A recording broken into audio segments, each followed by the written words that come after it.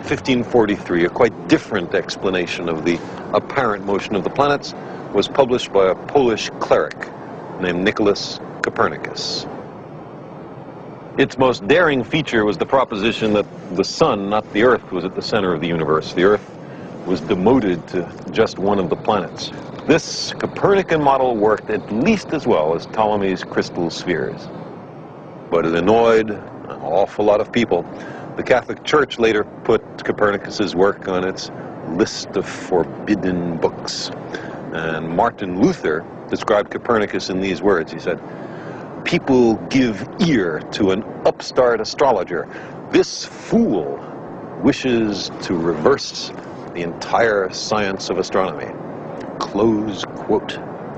The confrontation between the two views of the cosmos, Earth-centered and sun-centered, reached its climax with a man who, like Ptolemy, was both an astronomer and an astrologer.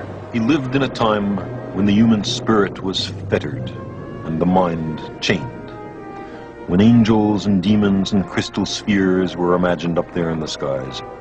Science still lacked the slightest notion of physical laws underlying nature. But the brave and lonely struggle of this man was to provide the spark that ignited the modern scientific revolution. Johannes Kepler was born in Germany in 1571. He was sent to the Protestant seminary school in the provincial town of Maulbronn to be educated for the clergy. This was the age of the Reformation. Maulbronn was a kind of educational and ideological boot camp, training young Protestants in the use of theological weaponry against the fortress of Roman Catholicism. But God to him was more than punishment.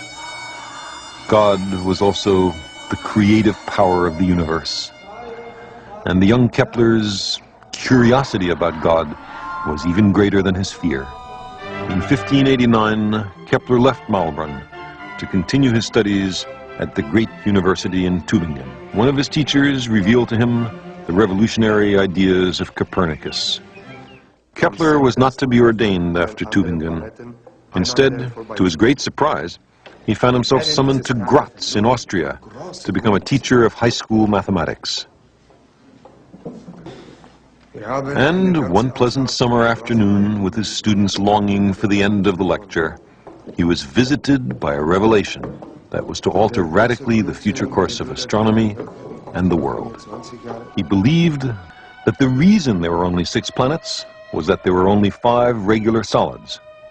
In these perfect solids, nested one within the other, he believed he had discovered the invisible supports for the spheres of the 6 planets. But Kepler's ecstasy of discovery soon crumbled into gloom, because 2 further observations by Tycho were inconsistent with his orbit by as much as 8 minutes of arc. Kepler wrote, "If I had believed that we could ignore these 8 minutes, I would have patched up my hypothesis accordingly. But since it was not permissible to ignore them, those 8 minutes pointed the road to a complete reformation of astronomy." The difference between a circular orbit and the true orbit of Mars could be distinguished only by precise measurement and by a courageous acceptance of the facts. Kepler was profoundly annoyed at having to abandon a circular orbit. It shook his faith in God as the maker of a perfect celestial geometry. And months later, in some desperation, tried the formula for the first time for an ellipse. The ellipse matched the observations of Tycho beautifully. In such an orbit, the sun is not at the center, but is offset.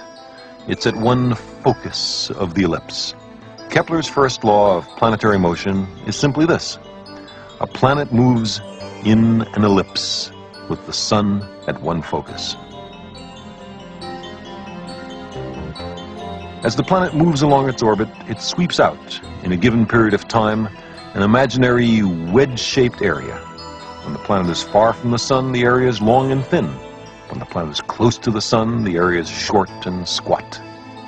Although the shapes of these wedges are different, Kepler found that their areas are exactly the same. This provided a precise mathematical description of how a planet changes its speed in relation to its distance from the sun. Now, for the first time, astronomers could predict exactly where a planet would be in accordance with a simple and invariable law.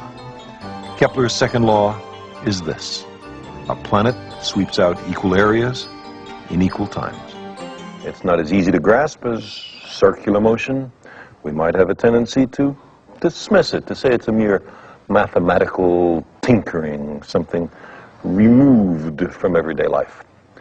But these are the laws our planet itself obeys, as we, glued by gravity to the surface of the Earth, hurtle through space.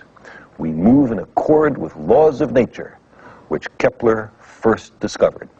When we send spacecraft to the planets, when we observe double stars, when we examine the motion of distant galaxies, we find that all over the universe, Kepler's laws are obeyed.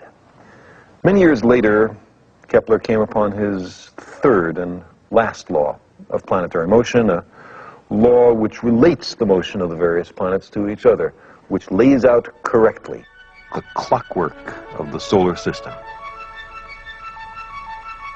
He discovered a simple mathematical relationship between the size of a planet's orbit and the average speed at which it travels around the sun. This confirmed his long-held belief that there must be a force in the sun that drives the planets, a force stronger for the inner fast-moving planets and weaker for the outer slow-moving planets.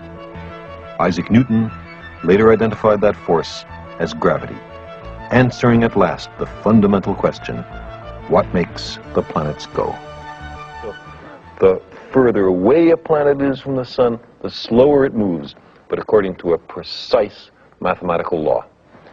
Kepler was the first person in the history of the human species to understand correctly and quantitatively how the planets move, how the solar system works. The man who sought harmony in the cosmos was fated to live at a time of exceptional discord on Earth. Exactly 8 days after Kepler's discovery of his third law, there occurred in Prague an incident that unleashed the devastating 30 Years' War. And he was excommunicated from the Lutheran Church for his uncompromising independence on questions of belief. The conflict, portrayed on both sides as a holy war, was more an exploitation of religious bigotry by those hungry for land and power. This war introduced organized pillage to keep armies in the field. Among the many scapegoats chosen were elderly women living alone who were charged with witchcraft.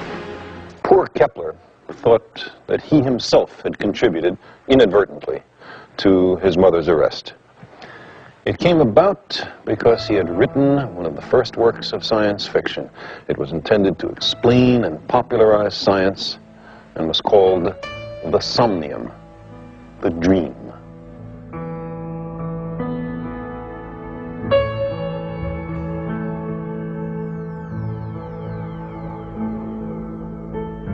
He imagined a journey to the moon with the space travelers standing on the lunar surface, looking up to see, rotating slowly above them, the lovely planet Earth.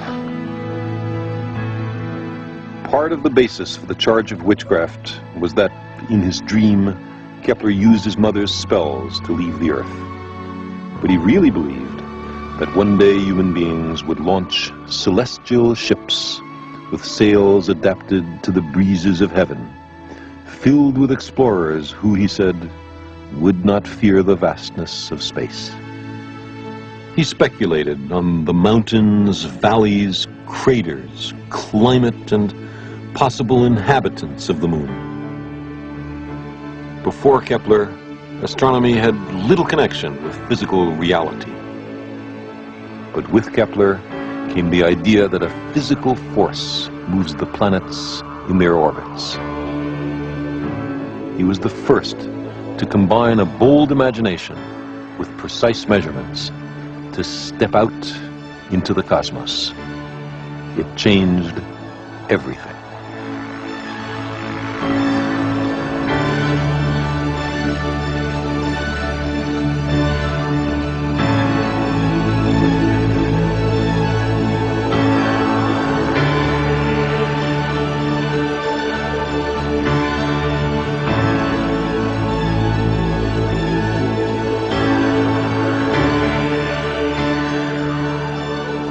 This fusion of facts with dreams opened the way to the stars.